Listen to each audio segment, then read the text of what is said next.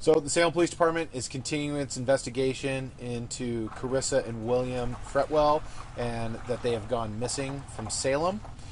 Based on our investigation to this point, we have gathered information that has led us to two rural properties in Yamhill County.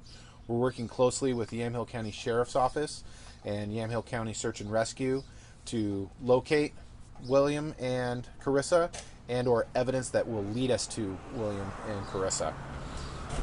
So at this time, we're continuing that investigation, and we're going to keep working until they are found. What led you guys here?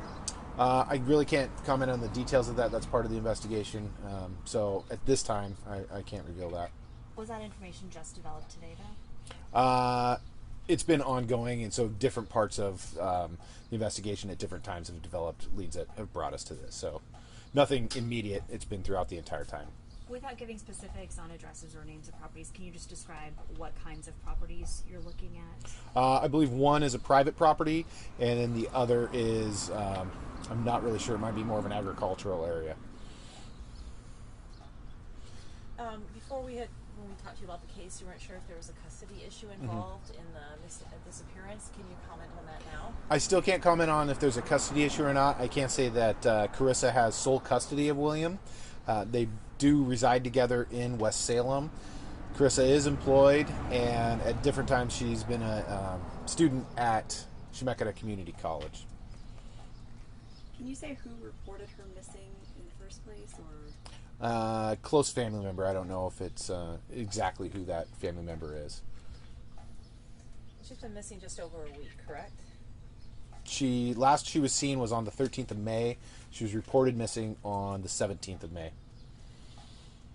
And I want to kind of add in on that some people have the misconception that when someone goes missing, they have to wait 24 hours. That is not the case. At the Salem Police Department, we do not put a time limit on when someone can be reported missing.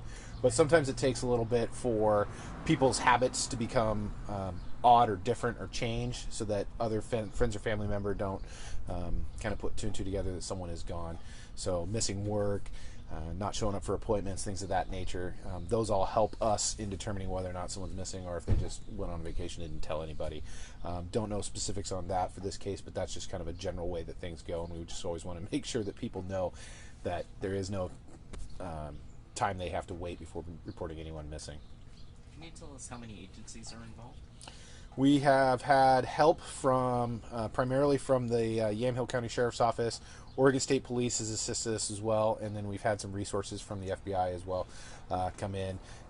Yamhill, the city of Yamhill, has also provided some assistance, and I think that is it at this point. I'm not sure. It's been kind of ongoing, obviously, from Salem out to here, so agencies that have been willing to help us out. Why is the FBI involved? They just have some other resources that we don't necessarily have, so we just call on them when they've got a few extra resources that we might not have. It's not that it's a federal case or anything like that. They've just been assisting us. You said evidence led you to look in or clues or tips. Would you describe what led you to look in the field out here? A clue or a tip, or? I can't speak directly to that. That's kind of one of our investigative methods that might bring us out to that. I don't think detectives want me to reveal that at this time. How many volunteers do you have on the search and rescue team right now? Looking? I wish I knew that, but what I saw was about 20, 25. So we've had, I think that's pretty much what the Yamhill County Search and Rescue team consists of.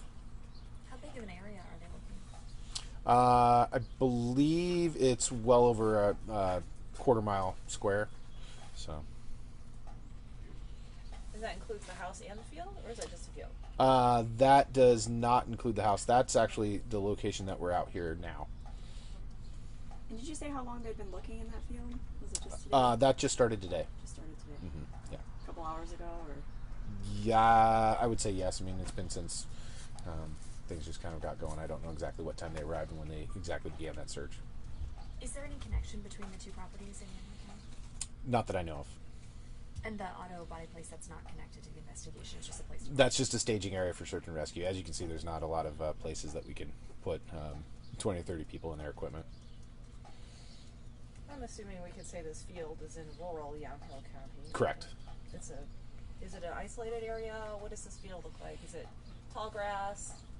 I haven't seen it, so Whole I can't. area? I can't Okay. describe it. I haven't been out there myself, so I won't be able to describe it. I think it's generally what the rest of this area looks like. Sorry. Okay. And then the house that you guys are looking at, is it also a rural home, or is it? Yes, it's also a rural farm. Okay. Yeah.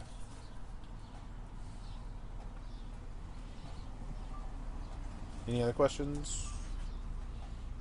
Is there anything to make you think that the two might be deceased at this point? I can't comment on that. We're told she didn't show up to work, and that's what caused some concerns. Where does she work? I don't know exactly where she works. I know she's had a couple of different jobs recently, and I don't know which one that is. I haven't looked deep enough into the report on that, but I know she was currently employed. Sounds like you believe that they're both together, that Chris and Mayu are together. Is that what you're going off of at this point? We're going off at that point because that's what we know, that they were last together. So I don't have any information to say anything different at this point. That's the assumption that we're working under. What can you tell the public? You still want tips? The public, yes. Thank you very much for asking that. Yes, we still want tips. We want to remind people that Karissa is a white female. She's about 5'9", 135 pounds. Blonde hair, blue eyes, but she dyes it red, or last was dyed red. William's a 3-year-old little boy. Blonde hair, blue-eyed, average size and weight for a 3-year-old. We would like people to call into our tip line, and that number is 503-588-8477. So any information, anything that if they've seen Karissa and William, or they might know where they are, or any other information leading up to the time that they went missing, we would greatly appreciate that information. Detectives are working on that and following those leads. Can you talk at all about kind of the initial stage of this? I mean, is her car missing? Is her phone turned off? Is her home in sorts or not? At this point, I can't comment on that. I can tell you, initially, patrol received the call. They went out. They conducted a canvass of the area. They took the report, and then have since forwarded it on to investigators. Were you guys also searching at a site in Gaston? That would have been the second property, yes. That's the house? Mhm. That was just searched today? Is that It's continued to be searched, I believe. okay?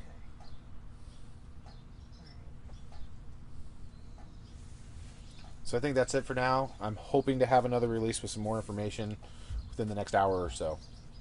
And that's just going to be dependent upon approval from investigators. Okay? Thank you.